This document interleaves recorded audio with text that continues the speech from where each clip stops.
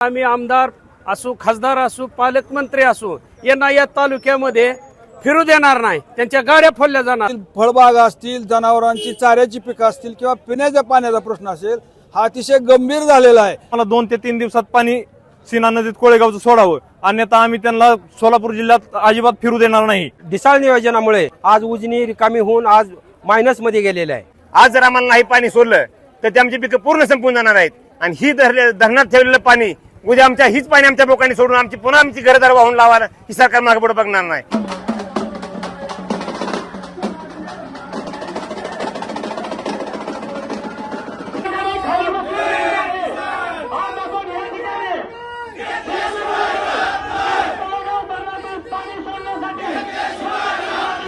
लवकरात लवकर सरकारने याच्यावर तोडगा काढावा. 3 तारखेच्या आत कोळेगाव मधून सीना नदीमध्ये पाणी सोडावं, अन्यथा माढा तालुक्यातून जो रस्ते जातील, ज्या नद्या जातील, त्या रस्त्यावरून आम्ही या सरकारच्या कुठल्याही नेत्यांना कुठल्याही पदाधिकाऱ्याला जाऊन देणार नाही. सीना कोळेगाव धरणामध्ये आता सध्या बघितले तर आपण 35% प्लस पाणी आहे.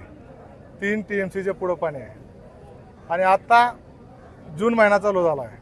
अजून 7-8 दिवसांनी पाऊस पडला की ते पाणी त्यांचं वाया जाणार आहे. त्याच्यापेक्षा आमच्या तालुक्यातला शेतकरी त्यांनी वाचवावा. या सर्व प्रश्नाची जर प्रशासनानं वेळेत नाही जर समजा जबाबदारी स्वीकारली तर येणाऱ्या काळात आम्ही आमदार असू, खासदार असू, पालकमंत्री असू, यांना या तालुक्यामध्ये फिरू देणार नाही. त्यांच्या गाड्या फोडल्या जाणार. त्यांच्या अंगावरती आम्ही रॉकेल वाचणार, आईल वाचणार, त्यांचं काळं तोंड करणार. ही त्यांनी जबाबदारीनं त्यांच्या स्वतःच्या जबाबदारीवर त्यांनी या तालुक्यात येण्याच्या अगोदर त्यांनी हे आमच्या शेतकऱ्याचा प्रश्न अगोदर मिटवायचे आणि नंतरच ह्या तालुक्यात पाय टाकायचा. सीना नदीमध्ये आज पूर्णपणे पाणी संपलेलं आहे. शेतकऱ्यांनी त्यांच्या पाईपलाईन असतील, फळबाग असतील, जनावरांची चाऱ्याची पिकं असतील किंवा पिण्याच्या पाण्याचा प्रश्न असेल, हा अतिशय गंभीर झालेला आहे. माझं एवढंच सांगणं आहे सरकारला, तुमच्याकडं जर थोडी जरी मानवता असेल तर तुम्ही सीना कोळेगाव धरणातून या सीना नदीमध्ये या शेतकऱ्यांना, जनावरांना आणि पिकं वाचवण्यासाठी पाणी सोडा. आज ती आमची पिकं पाण्यापाय संपून चालली. आज जर आम्हाला नाही पाणी सोडलं तर ते आमची पिकं पूर्ण संपून जाणार आहेत. आणि ही धरणात ठेवलेलं पाणी उद्या हीच पाणी आमच्या लोकांनी सोडून आमची घरदार वाहून लावायला ही सरकार मागे पुढे बघणार नाही. तर माझी सरकार हात जोडून विनंती आहे की आम्हाला तुम्ही पिण्यासाठी पाणी असतात का सोडा. आता सगळी पिकं जळायला लागलेली आहेत. जनावरांना पिण्याचं पाणी नाही, माणसाला पिण्याचं पाणी नाही.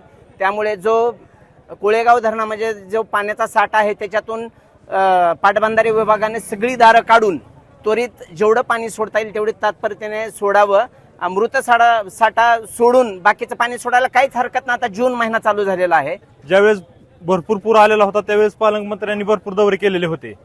आणि आता सध्या नदीत आम्हाला म्हणजे प्यायला सुद्धा पाणी नाही. तर पालकमंत्र्याला म्हणायचं कारण असं की जिल्ह्याचं पालकत्व त्यांच्याकडे आहे. त्यांनी स्वतः जातीनं लक्ष घालून आम्हाला 2 ते 3 दिवसात पाणी सीना नदीत कोळेगावचं सोडावं, अन्यथा आम्ही त्यांना सोलापूर जिल्ह्यात अजिबात फिरू देणार नाही.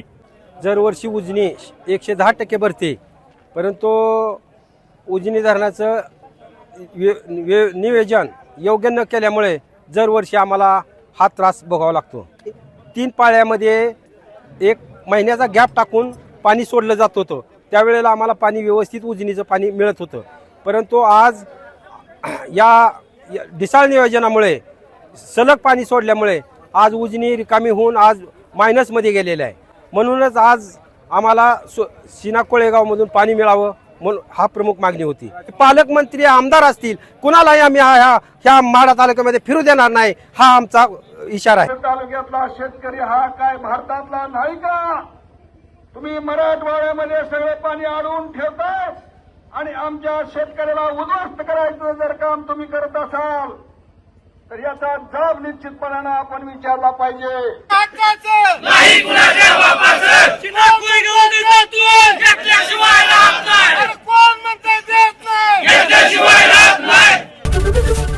एबीपी माझा, उघडा डोळे बघा नीट.